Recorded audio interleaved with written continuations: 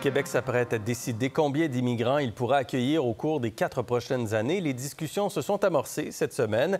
J'en ai parlé un peu plus tôt avec la ministre de l'Immigration, Christine Fréchette. C'est la fin d'année. Oui, c'est une nouvelle année qui va commencer. Est-ce que tu as pensé à tes projets? Est-ce que tu as fait un bref résumé à ce que tu t'es fixé comme objectif? Là, ce n'est pas le problème. On ne va pas faire comme des entrepreneurs ou alors des chefs d'entreprise et tout. Mais ce que je veux juste te dire aujourd'hui, je vais te faire un background. Comme je suis en train de battre mon vélo dans son magasin à cause de la neige. Ah non, je plaisante. Un background sur ce qu'on s'est fixé ou alors sur ce qui sera projeté pour ton projet d'immigration pour 2024. Ça ne se limite pas seulement en 2024, mais 2024-2027. C'est ce que prévoit le ministère de l'Immigration au Canada. Avant de te faire écouter cette vidéo, j'aimerais que tu saches que tu dois te battre. Tu dois te battre tout seul. Tu dois t'informer si tu as besoin d'immigrer. Moi, je l'ai fait tout seul et tout. Je pense que immigrer seul, c'est possible. Je suis la preuve, comme je l'ai toujours dit. Il suffit juste d'aller chercher l'information, d'aller vers l'information, la bonne information. Tu peux le faire tout seul au lieu de payer des fortunes d'argent. Mais si tu ne peux pas le faire, désolé pour toi, tu vas te faire payer beaucoup d'argent. Mais là, je te fais écouter une information très utile. Ensemble, on va découvrir étape par étape ce que le ministère de l'Immigration a dit et a prévu pour l'immigration à partir de l'année qui commence l'année prochaine. Si tu es déjà en cours d'immigration aussi, également, ça va te servir parce que ça va également servir les nouveaux arrivants qui sont là, les temporaires, les étudiants et tout le monde est concerné, y compris ceux-là qui n'ont pas encore commencé leur procédure. Tu peux le constater avec moi, c'est la fin d'année. Je suis en train de bloquer mon petit vélo. Je suis en train de mettre mon vélo à la cage. Désolé, c'est fini pour ce vélo. Il n'y a pas de pneus d'hiver et la marche va bientôt commencer. Alors, si tu aimerais entreprendre cette marche avec moi dans les prochaines années, dans ton prochain hiver, regarde cette vidéo, elle est très importante. Vraiment, je l'ai trouvée très utile. Je sais ce que ça fait chercher l'information lorsqu'on a un projet d'immigration. Lorsqu'on a besoin vraiment d'une information utile pour s'intégrer, pour s'installer facilement, surtout au Canada. Je sais ce que ça fait, c'est pour ça que je décide de partager cette vidéo avec toi. Cette vidéo est très importante, donc je vais te faire écouter cette information et au fur et à mesure, on va détailler ensemble. Et tu me diras ce que tu penses en commentaire. Christine Fréchette, bonjour. Bonjour. Alors, première semaine de 3 semaines de consultation sur la planification en matière d'immigration au Québec. Vous avez déjà entendu quelques experts qui se sont prononcés au cours des derniers jours. Qu'est-ce que vous retenez principalement de cette première semaine-là? Bien, c'est très intéressant d'entendre une grande diversité d'acteurs se prononcer sur la planification stratégique de l'immigration pour les années 2024 à 2027. Je vous dirais que ce qui ressort globalement parlant, c'est un accueil assez positif des propositions que l'on a faites au printemps dernier. Vous savez qu'on a proposé une réforme complète de l'immigration économique pour faire en sorte notamment que 96 % des gens qui immigreront via l'immigration économique maîtrisent le français. Oui. Donc, somme toute, ça, c'est assez bien accueilli. C'est sûr qu'il y a des réserves là, quant à certaines dimensions de ce qu'on propose, oui. Mais somme toute, je vois un appui assez intéressant là. Ici, quand on te parle d'immigration économique, tu dois comprendre qu'il ne s'agit rien d'autre que ceux qui viendront pour le job, ceux qui viendront développer l'économie, comme on le dit bien sûr. Et n'oublie pas que tu sois étudiant, tu fais partie de l'immigration économique. Pourquoi? Parce que tu viens te former et à la fin de ta formation, tu pourras travailler sur place, tu pourras avoir un permis de travail post-scolaire. Là, j'en parlerai sur une autre vidéo. Que tu viennes comme permanent ou temporaire, ça te concerne parce que tu viens dans le cadre économique. Le français, je l'ai dit dans l'ancienne vidéo sur ce qu'il faut prévoir comme document, tout ce qu'il faut arriver avec, tout ce qu'il faut mettre en avance pour ton projet. Tu peux aller voir cette vidéo-là plus tard. Je t'ai parlé de la langue française pour ceux qui viennent du côté francophone. Et là, dans vos propositions, on parle de 50 000 résidents permanents qui deviendraient permanents. On dit généralement très court, 50 000 nouveaux immigrants par année ou 60 000. Est-ce que c'est toujours les cibles? Est-ce que ces consultations pourraient terminer avec d'autres cibles nouvelles d'immigration, d'immigrants à accueillir? Je vous dirais qu'il n'y a rien d'exclu. Oui. Nous, on a soumis 2 propositions, puis notre souhait, c'est d'entendre les gens sur l'une ou l'autre proposition ou un entre-deux, un amalgame, quelque chose de nouveau. C'est arrivé avec le commissaire à la langue française cette semaine. Lui a proposé une formule originale, une sorte d'entre-deux entre ces 2 options. Entre-deux. Mais est-ce que ça pourrait être plus? Est-ce qu'on pourrait aller à 70 000 ou à 80 000 sans se lancer dans une bataille de chiffres, là? Je suis très étonnée. Avec nos 2 propositions, je dirais qu'on a établi les balises à la fois inférieures et supérieures quant au nombre d'admissions qui seraient envisagées par le gouvernement. Donc, ce serait probablement un amalgame. Si ce n'est pas une des 2 formules, ce serait un entre-deux probablement, oui. mais pas quelque chose de bien au-delà ou bien en dessous. Là. Est-ce qu'il est clair pour vous que ça prend plus d'immigrants au Québec, compte tenu que la croissance économique passe par la croissance de la productivité, mais aussi la croissance démographique, et que notre croissance démographique passe en bonne partie par la croissance du nombre d'immigrants au Québec? Est-ce que c'est clair pour vous que ça prend plus d'immigrants au Québec?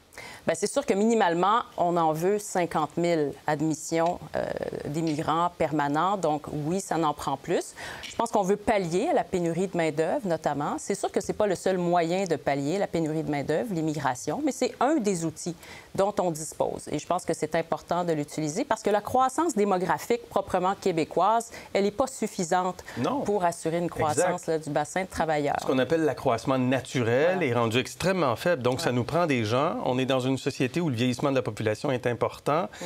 Est-ce que vous travaillez pour que soit accepté davantage? Et est-ce que vous voulez d'ailleurs qu'il y ait davantage d'immigrants puis qu'on augmente davantage les seuils au Québec? Bien, on ne ferme pas la porte à cette possibilité-là. Un des 2 scénarios qu'on soumet à discussion, c'est de faire en sorte d'augmenter jusqu'à 60 000 admissions annuelles d'ici l'année 2027, le nombre de personnes. C'est assez, 60 000 mais c'est jumelé à une autre formule. De la population. Ça ne se réduit pas à ça, ce scénario-là. C'est 60 000 immigrants permanents, plus ce que l'on appelle le programme Expérience québécoise diplômée en continu. Évidemment, tu as tout compris comme moi, il s'agit là des chiffres réels, 60 000 d'ici 2027. Pourquoi vraiment on cherche à l'étranger? On a cité dans l'interview, on a dit bien et clairement, on a besoin d'une main-d'œuvre. La population n'est pas jeune, la population n'est pas si jeune et la croissance démographique ne pourrait évoluer si on n'immigre pas ou alors si on n'organise pas des recrutements à l'international. C'est pour ça qu'on recrute à l'international, parce qu'on a besoin de toi. Forme-toi sur un métier. Je t'ai fait une vidéo sur les métiers fortement demandés, sur les métiers de base. Tu peux prendre une formation dans ton pays, justement pour te permettre d'immigrer et t'installer ici. Tu te formes, puis tu acquiers une expérience. Je t'assure qu'avec ton CV canadien, tu vas décocher facilement ton job ici. J'ai fait une vidéo de 30 minutes pour vous enseigner votre processus pour avoir un CV. Vous pouvez faire votre CV vous-même. Je ne comprends pas pourquoi vous préférez plutôt payer de l'argent. Pourquoi vous préférez me payer de l'argent pour faire vos CV. Pourtant, je vous ai donné un cours gratuit, justement parce que vous n'avez pas ce temps-là d'écouter, de prendre le temps de suivre les 30 minutes. Moi également, je l'ai fait moi-même. Donc, vous allez choisir entre payer ou alors suivre la vidéo gratuitement. Ce que ça veut dire, c'est que toute personne immigrante qui aurait gradué dans un programme d'établissement d'enseignement québécois, soit collégial ou universitaire, un programme en français, pourrait potentiellement se qualifier pour une genre de voie accélérée pour la résidence permanente. Donc ça ferait... Ça serait combien de personnes par année, ça? On n'a pas de chiffre. On n'a pas de chiffre là-dessus. On ne veut pas se lancer. Quelques milliers, moins de 10 000. On estime moins de 10 000. Donc, à voir de quelle manière le programme sera populaire, sera connu et utilisé. Mais ça viendrait s'ajouter aux 60 000 immigrants permanents. L'autre formule, c'est le statu quo. Donc, c'est de rester à 50 000. C'est ce qu'on a eu comme type d'immigration au cours des dernières années. Vous penchez plus du côté du 60 000? Nous, on a les 2 options parce qu'on est ouvert à chacune des options. Donc, c'est pour ça qu'on s'est montré transparent en mettant sur la table les 2 options avec lesquels on serait prêt à manœuvrer. Quand on parle de planification, parce que cette semaine, vos consultations parlent de planification, on n'entend pas parler d'immigration temporaire. Puis pourtant, il y a 350 000 immigrants temporaires au Québec. Pourquoi ça ne fait pas partie? Comment on peut planifier si on ne les inclut pas dans la discussion? Bien, on en entend parler en commission. On en parle dans les documents de consultation. On en entend parler aussi via les audiences que l'on tient avec les groupes. On reçoit près de 70 groupes en audience en à peine 3 semaines. On a reçu 77 mémoires et ça fait partie de la discussion parce que, notamment, il y a une des propositions qu'on met de l'avant, c'est pour faciliter le passage du statut d'immigrant temporaire à immigrant permanent pour des personnes qui ont des compétences plus manuelles. Donc ça, c'est un parcours qui est très difficile mais toujours à faire. À l'intérieur du 50-60 000. À l'intérieur du 50-60, mais c'est une nouvelle passerelle qui serait développée pour faciliter le passage pour des gens qui ont des compétences plus manuelles vers un statut de résident permanent. C'est sûr que ça vient influencer l'ensemble de la discussion puis de la réflexion à y avoir, parce qu'il y a une sorte de vase communicant entre les immigrants temporaires et les immigrants permanents. Et quand on parle de planification, comment on pose faciliter le processus d'immigration du statut temporaire pour le statut permanent pour ceux qui ont des compétences plus manuelles. La vidéo sur les métiers les plus demandés au Canada. À la fin de cette vidéo, tu cliques directement ou alors je te laisserai le lien en description. Tu pourras aller voir toutes les vidéos qui seront utiles pour que ton processus de temporaire à permanent soit plus facilité. Ça, c'est pas moi qui le dis, c'est le ministre de l'Immigration et tu l'as écouté avec moi. Je ne fais que t'éclaircir pour te donner plus d'idées, pour te donner des facilités vraiment pour que tu comprennes le mieux. Si tu trouves que c'est une bonne chose, n'oublie pas de me lâcher un pouce pour m'encourager. Tu peux aussi t'abonner parce que je ferai comme ça plein de vidéos pour t'informer avec des infos utiles, ce que la majorité de personnes peut-être ignorent ou ce que d'autres personnes ne font pas. Ils préfèrent garder l'information pour eux. Moi, je vais te partager cela. Si tu es abonné, tu vas automatiquement recevoir mes notifications lorsque je poste une vidéo et tu pourras en profiter. Comment on peut penser, planifier, franciser, s'assurer de la francisation si on ne le planifie pas, le 350 000 immigrants temporaires? Il fait partie de l'équation. On veut des immigrants francophones au Québec, mais on sait que beaucoup d'entre eux ne parlent pas français. 60 d'entre eux parlent français. Donc déjà 40 là, quand même, 40 ne parlent pas français. Mais quand on regarde Francisation Québec, qui a un succès vraiment impressionnant, depuis le 1er juin, la moitié des apprenants chez Francisation Québec sont des temporaires. Donc moi, ça m'envoie le message que les immigrants temporaires ont vraiment capté le message à l'effet que le français, la connaissance du français est très importante et ils vont prendre des cours, ils prennent action pour se maîtriser, en fait, le français. Donc, voilà, déjà, il y a des actions de ce côté-là. Le français, on ne fait que parler de la maîtrise du français. Alors, si tu es sage, fais ton test d'évaluation français. Parler français comme moi, si tu n'as pas une preuve physique, tu n'es pas éligible. Donc, il y a des centres pour les tests de connaissance de langue française dans presque tous les pays. Alors, si tu aimerais avoir plus d'informations sur ça, tu peux m'écrire en commentaire. Peut-être je ferai une autre vidéo ou bien je t'enverrai des liens pour que tu te renseignes le plus vite possible, fais ton test. Il y a des sites pour postuler ou alors il y a des sites d'immigration. Lorsque tu vas mettre les résultats de ton test là-bas, ça sera un avantage de plus. Je te l'ai d'ailleurs parlé sur l'ancienne vidéo de tout ce qu'il te faut pour immigrer. Tu as toutes les informations, c'est à toi d'agir, c'est à toi de passer à l'action. Ici, c'est parce que c'est l'immigration concernant le Québec. Et vraiment, au Québec, c'est la zone francophone et on a besoin de toi, de ton expertise, de ton expérience, mais pas sans ta preuve de français. Est-ce que vous avez pris connaissance du rapport des Nations unies sur les travailleurs temporaires étrangers qui parle d'esclavagisme moderne présentement? Au Canada, ça inclut le Québec, bien sûr, parce qu'il y en a beaucoup. Qu'est-ce que vous allez faire par rapport à ça? Alors, moi, je suis préoccupée par certains témoignages que l'on a entendus. Je veux souligner d'emblée que les employeurs au Québec ont les mêmes obligations à l'égard des travailleurs étrangers temporaires que pour les travailleurs québécois. En gros, il s'agit là de ce que nous connaissons tous, de la polémique que les gens ont pour les cas d'immigrants temporaires, pour les cas qui viennent avec un permis de travail fermé. Ils se disent que là, tu es dépendant d'un seul employeur, tu peux être viré du jour au lendemain, tu perds ton statut d'immigrant et tout. Rassure-toi, le Québec ou le Canada en général met en valeur vraiment ce qu'on appelle la liberté. Si tu vis ou alors si tu penses que tu vas venir ici en tant que travailleur temporaire avec un permis de travail fermé et que tu vas subir ou bien tu as peur de subir ça, Lorsque tu commences à découvrir que tu as des menaces, que ce soit dans ton job ou alors dans la société, tu peux faire des enregistrements. Tu peux faire des enregistrements et les garder. Tout se trouve sur le site du ministère de l'Immigration. Tu emmagasines tes preuves et le jour J, tu pourras te justifier avec toutes tes preuves et on va te faciliter la vie ou alors trouver une autre méthode, de trouver un autre employeur mais sans perdre ton statut. Je te rassure vraiment que les cas qui arrivent, les cas d'abus ou ceux-là qui perdent vraiment leur métier, moi, je ne peux pas les juger et tout. Donc, il ne devrait pas y avoir de ce type d'abus. Est-ce que vous êtes témoin de ce type d'abus? Est-ce qu'on vous appelle, on vous rapporte ce type d'abus? On nous a rapporté quelques cas. Il y a eu un témoignage pas plus tard que cette semaine durant la commission parlementaire.